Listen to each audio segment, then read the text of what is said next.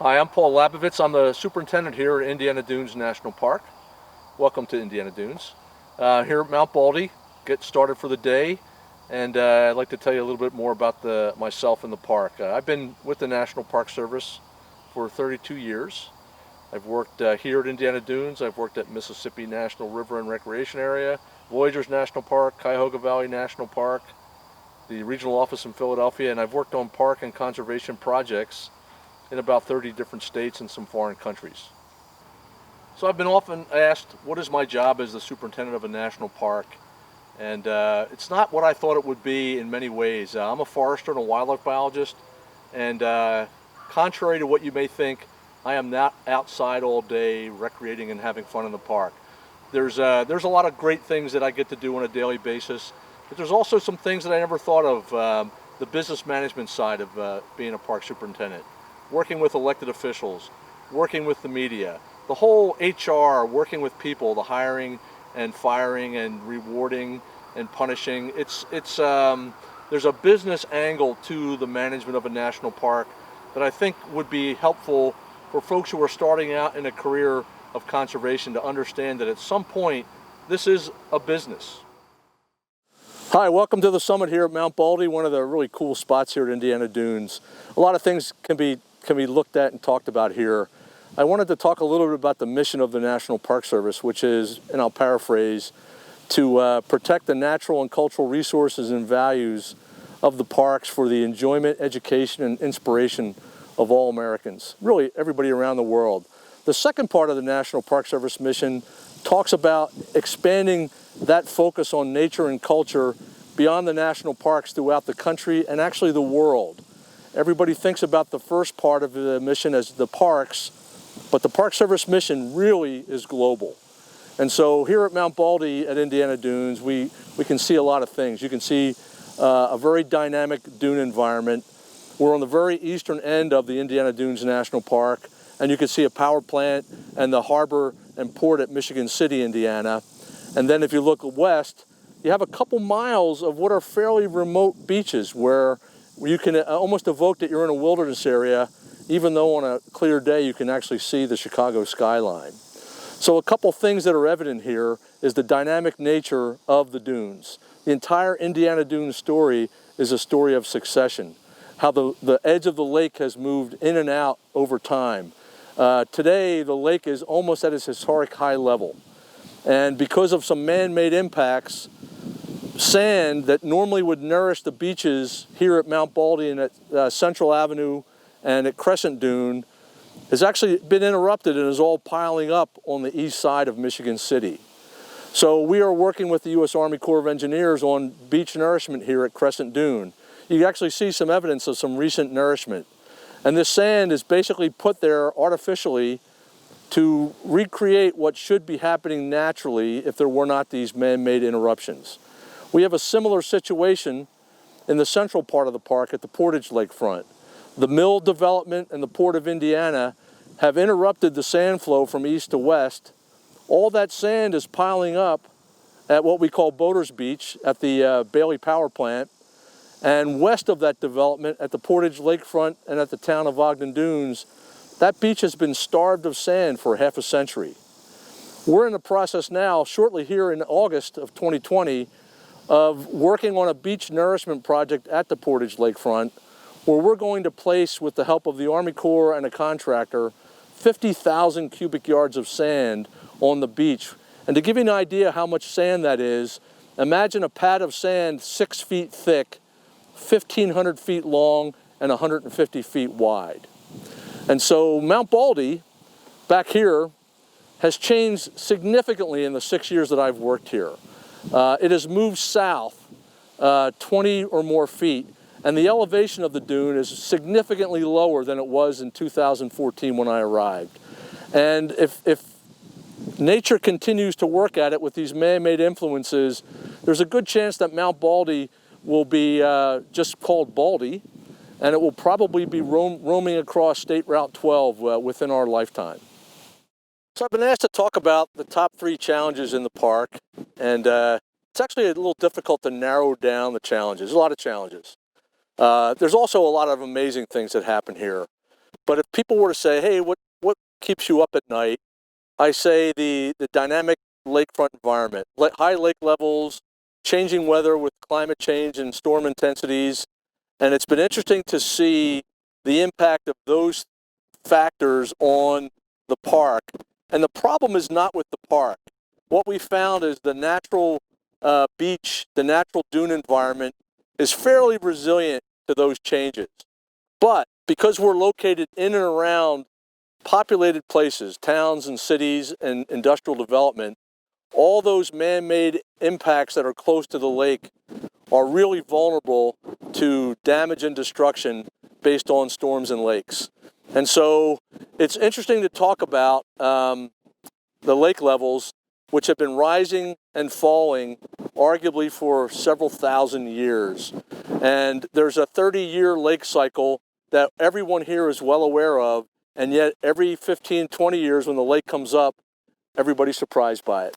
And so we continue to deal with how do we address the problems of today and how do we avoid the problems of tomorrow. So dynamic lake levels is a challenge. Another challenge here at the park is non-native invasive species of plants and animals. And so it's a bit of a conundrum. Everything that you see growing here probably wasn't here 1,000, 2,000, 5,000 years ago. And the story of succession that we talk about at Indiana Dunes is the story about how this natural environment came to be through the process of succession. And so when we look at currently the non-native species that are coming here, who's to say that in 50, 100, 1,000 years, those are not going to be considered the natural species of the region? Climate change is happening. So we found that some of our southern tree species are moving their range further north. Some of our tree species that are on the northern edge of their range are actually moving further north, following the climate. So here, we have a festival in the spring, maple sugar time. But sugar maples are actually moving further north, and the forest of 50, 100 years from now may not include sugar maple. And so that's interesting. Another problem in the park is, another challenge in the park, I would say, is contemporary. With the COVID-19 and the national park being some of the only publicly available open space, we are literally overrun with visitors during this time. And so early on in the COVID-19 crisis, people were told, it's great, if you're outside, you're fine. And what we found here is that we have immense crowds where it's even difficult just to social distance with that many people packed onto a beach. And it seems almost impossible to convey to people to behave safely in that environment, because that early education that was provided about being outside is fine is a challenge. So how does science play a role in what we do here? Science plays a role in everything we do here. But understand that what I said earlier, and something that I didn't realize early in my career, is that no matter what the science is telling us, often the politics of the community, the region, the state, and the country actually drive what we're able to do. And so I have two examples of that. The beach nourishment. We did a study in 2014 that said we should nourish these beaches. Good science led to that conclusion. But public opinion about what really would help, which was offshore shoals in shallow water, because that was not communicated well, the public opinion swayed the desired alternative and basically shifted the science of the solution. And the COVID example. We know what the science of the disease is, but the politics of the disease are causing us to have management problems. And so we utilize a lot of science, both professional scientists and citizen scientists. A lot of volunteer monitoring happens here. There's a lot of ways to have a science career in the National Park Service. My career was as a forester and a wildlife biologist. We have botanists here. We have aquatic ecologists here. We have a wildlife biologist here, just here. There are every possible science every science major, every science specialty has got a place in the National Park System. Imagine if you worked at Carlsbad Cavern and you were interested in bats. well, that will be a place where you could be very specialized in studying the bats at Carlsbad Cavern. Grizzly bears in Yellowstone. Obscure plants, maybe lichens at gates of the Arctic. You know, the sky's the limit. So from a science perspective, it's interesting. In the National Park Service, we're not all park rangers. We have a variety of careers, even beyond the sciences. We have a business services team, accountants, finance people. We have law enforcement. We have scientists. We have carpenters, electricians, HVAC experts. We have historians. We have biologists. We have interpreters. We have educators. There is literally every possible career available within the National Park Service, and actually the U.S. government. The government is a large organization, and there's a lot of resource management agencies, the National Park Service, the U.S. Forest Service, Fish and Wildlife Service, the Bureau of Land Management, the U.S. Geological Survey. The Army Corps of Engineers employs scientists. So the science career in the government, in particular land management agencies, is a fairly robust job sector for the science curriculum. So the National Park Service turned 104 this year, and I've been working for 32 years, about a third of the Park Service's time. And when I first started, there was a lot of talk about how the national parks were managed, and the phrase managed like an island. The parks were very insular. The park boundary was where park focus stopped. And about the time I started, the parks were starting to talk about planning beyond park boundaries. Parks are not islands. And it's clear that parks are influenced by everything around them. Here at Indiana Dunes, we are nestled inside of one of the most populated parts of North America. We can see the third largest city in the country from our beaches. We have power plants, we have steel mills scattered in and around the park.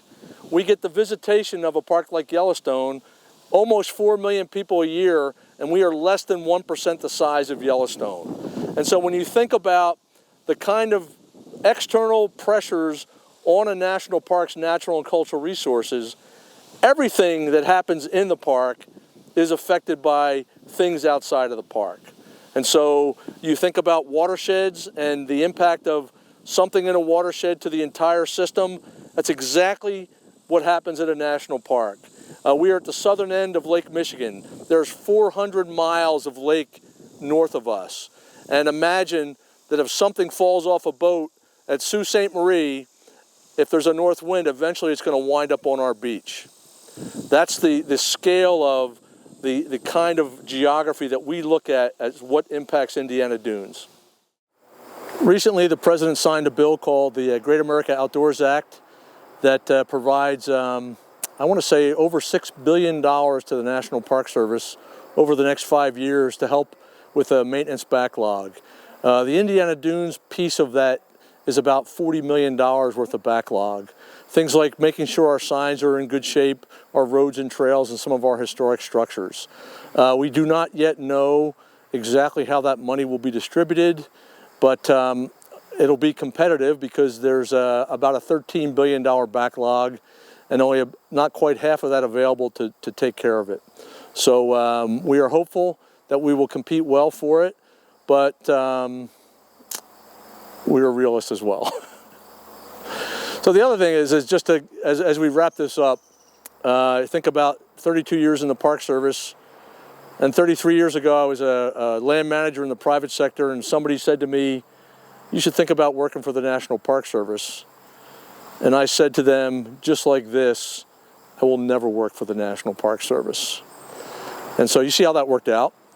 I also remember when I was a kid in 7th grade, one of my nuns took my face in her hands and she told me, you will never amount to anything. And so as a kid growing up in inner city Philadelphia, my outdoor adventures consisted of a half-a-mile walk to the Delaware River, which was not far from where I lived, and fishing and setting fire to things. And it was a very industrial riverfront, and never had a clue that I would end up with a degree in forestry and wildlife management and have a chance to work all over the United States and parts of Europe on national park and protected area projects. And I suppose what I'm saying is if I can do it, you can do it. So good luck with things, and hopefully you'll get my contact information. And if any of you ever have a question, email or call me, and I'm happy to meet and talk with anybody to talk about what I do in working for the National Park Service.